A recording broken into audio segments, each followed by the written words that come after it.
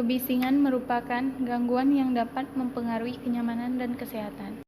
Manusia merupakan komponen lingkungan yang terkena dampak yang disebabkan oleh adanya peningkatan kebisingan. Resiko yang timbul akibat kebisingan dan tingkat tekanan bunyi di atas nilai ambang batas pendengaran dapat merusak pendengaran dan dapat menyebabkan gangguan pendengaran. Kawasan Universitas Sriwijaya di Indralaya biasanya dilalui oleh angkutan umum, sehingga menimbulkan kebisingan yang berdampak pada kegiatan kampus atau perkuliahan. Berdasarkan uraian di atas, perlu dilakukan perhitungan tingkat kebisingan di kawasan kampus Unsri Indralaya. Perhitungan tersebut bertujuan untuk mengetahui apakah tingkat kebisingan yang terjadi masih dapat ditolerir atau sudah melampaui ambang batas, sehingga akhirnya dapat dilakukan suatu hal yang bertujuan untuk mengurangi dampak negatif dari kebisingan tersebut. Berdasarkan uraian di atas, perlu dilakukan perhitungan tingkat kebisingan di kawasan kampus Unsri Indralaya. Perhitungan tersebut bertujuan untuk mengetahui apakah tingkat kebisingan yang terjadi masih dapat ditolerir atau sudah melampaui ambang batas, sehingga akhirnya dapat dilakukan suatu hal yang bertujuan untuk mengurangi dampak negatif dari kebisingan tersebut. Tujuan kegiatan ini adalah untuk mengetahui dan mengidentifikasi tingkat kebisingan yang ditimbulkan oleh kendaraan bermotor, yaitu bis mahasiswa dan kendaraan bermotor lainnya, tanpa mengidentifikasi sumber bunyi, dan membandingkannya dengan kriteria standar yang ditetapkan oleh pihak yang berwenang.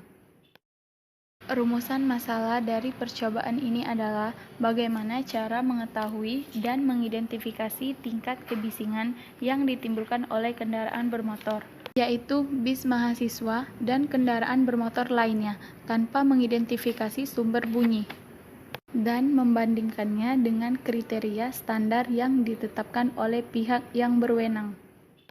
Manfaat dari kegiatan ini adalah dapat mengetahui dan mengidentifikasi tingkat kebisingan yang ditimbulkan oleh kendaraan bermotor, yaitu bis mahasiswa dan kendaraan bermotor lainnya, tanpa mengidentifikasi sumber bunyi, dan membandingkannya dengan kriteria standar yang ditetapkan oleh pihak yang berwenang. Saya akan menjelaskan tentang materi-materi yang berhubungan dengan penentuan tingkat kebisingan. Yang pertama adalah bunyi. Bunyi merupakan energi mekanik yang terjadi akibat adanya perubahan tekanan dalam medium. Energi yang merambat dalam medium terdiri dari energi potensial dan energi kinetik. Gelombang bunyi yang dihasilkan oleh sumber biasanya merambat ke segala arah. Lalu kita akan membahas tentang noise atau gangguan. Noise atau gangguan adalah bunyi yang frekuensinya dapat didengar oleh telinga tetapi tidak diperlukan. Lalu kita akan membahas tentang kebisingan. Kebisingan adalah sebuah sumber bunyi yang bersifat individual mengganggu, bersifat subjektif, dan dapat merusak telinga. Dampak kebisingan terhadap lingkungan. Dampak kebisingan terhadap kesehatan pekerja berupa gangguan pada indera pendengaran dan non-pendengaran. Pada indera pendengaran akan terjadi tuli progresif, di mana efek dari kebisingan ini awalnya hanya sementara, tetapi jika terus-menerus bekerja pada area yang bising akan menyebabkan tuli. Dan dampak gangguan pada non-pendengaran yaitu mengganggu fisiologis, psikologis, komunikasi, dan keseimbangan.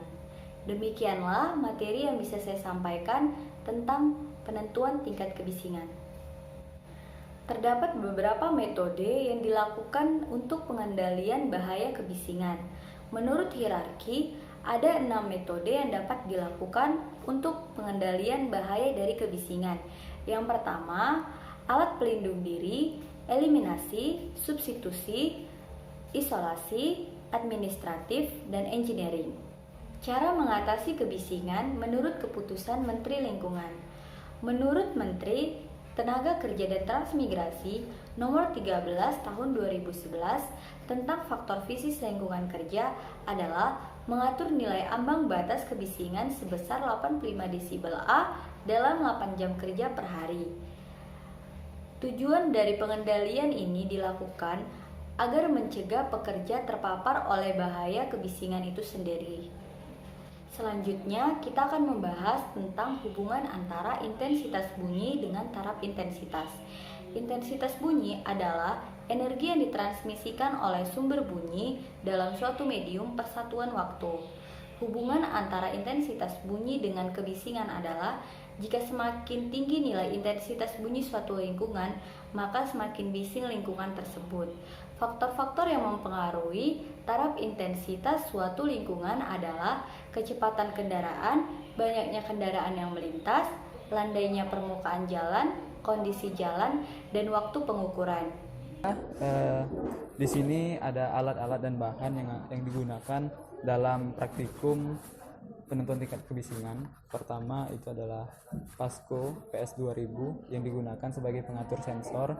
Kemudian yang kedua itu adalah temperatur sound level light sebagai sensornya. Dan yang ketiga kita menggunakan stopwatch sebagai pengukur waktu. Kemudian pada Explorer Pasco PS2000 ini kita terdapat tombol-tombol yang digunakan untuk mengatur sensor. Berikut adalah tombol dan fungsinya. Pasco PS2000 ini terdapat beberapa tombol yang digunakan untuk mengatur sensor. Pertama, yaitu ada tab button ini. Tab button untuk memindahkan atau mengedit kursor ke kondisi berikutnya. Kemudian yang kedua itu ada power button ini. Power button digunakan untuk menghidupkan atau mematikan Explorer PS2000. Kemudian yang ketiga itu adalah minus button. Minus button tombol untuk mengganti jenis-jenis sensor ukur. Kemudian ada plus button yang ini, tombol untuk merubah metode sampel. Kemudian yang kelima ada display button yang ini, tombol untuk menampilkan tanggal dan melihat hasil pengukuran. Kemudian yang keenam itu adalah LED light. LED light ini adalah cahaya yang akan hidup dan berwarna hijau jika Explorer sedang mengambil data. Ini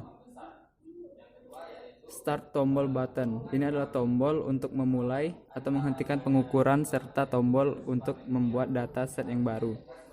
Tombol ini. Kemudian adalah check button. Tombol ini adalah untuk memulai atau mengakhiri editan data maupun menyetujui hasil editan data. Adalah tombol ini. Oke, kali ini kita akan menjelaskan bagaimana prosedur percobaan atau cara bagaimana menggunakan alat dari Explorer PS2000 beserta dengan temperatur sound level light. Mari kita pastikan bersama-sama. Oke, pertama-tama kita nyalakan dulu si Explorer PS2000 ini. Kemudian untuk melakukan pengukuran suara, pilih sound level dan arahkan si sensor ujung ini ke objek yang akan kita ambil datanya. Kemudian kita pencet play button dan hitung sampai sekitar 10 detik. Setelah sudah, data akan tersave pada data memori. Kemudian lakukan lagi perulangan sampai sekitar 5 kali perulangan. Lalu untuk melihat datanya,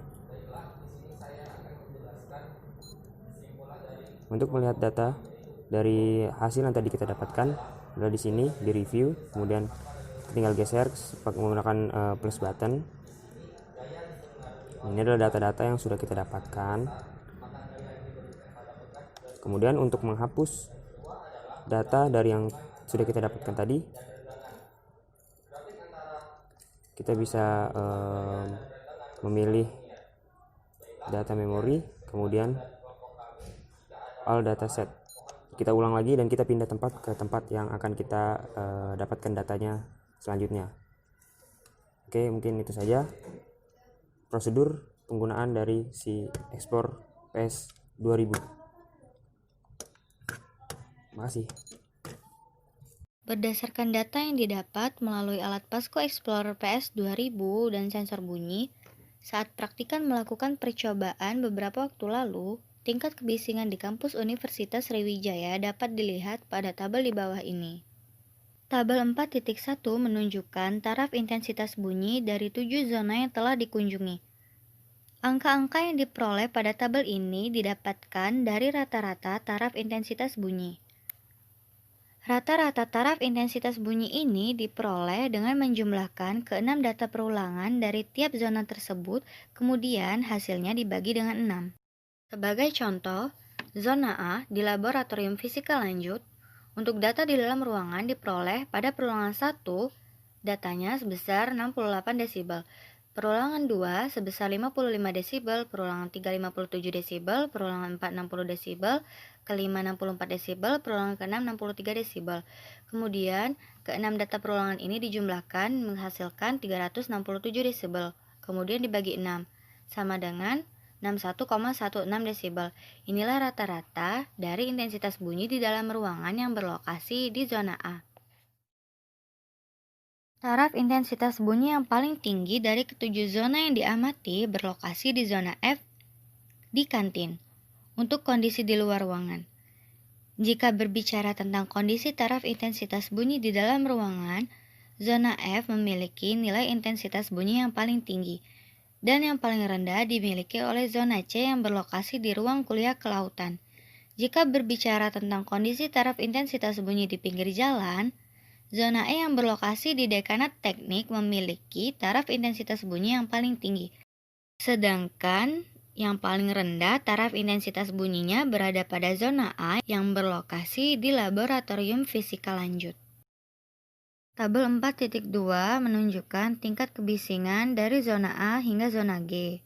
Semua zona dari zona A hingga zona G untuk di pinggir jalan, di dalam ruangan, dan di luar ruangan, semuanya memiliki tingkat kebisingan sedang.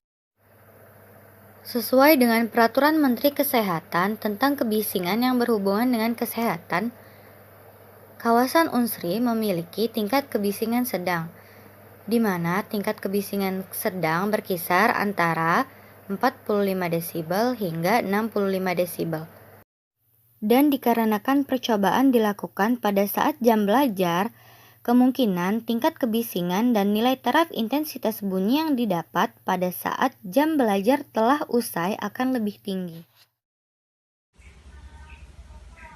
Pertama, semakin banyak sumber bunyi pada suatu lokasi, maka semakin besar pula taraf intensitas bunyi pada lokasi tersebut. Kedua, tinggi rendahnya taraf intensitas tidak bergantung pada tempat, namun bergantung pada banyaknya sumber bunyi. 3. Wilayah kawasan Unsri termasuk kategori sedang, dilihat berdasarkan perbandingan kategori pihak yang berwenang.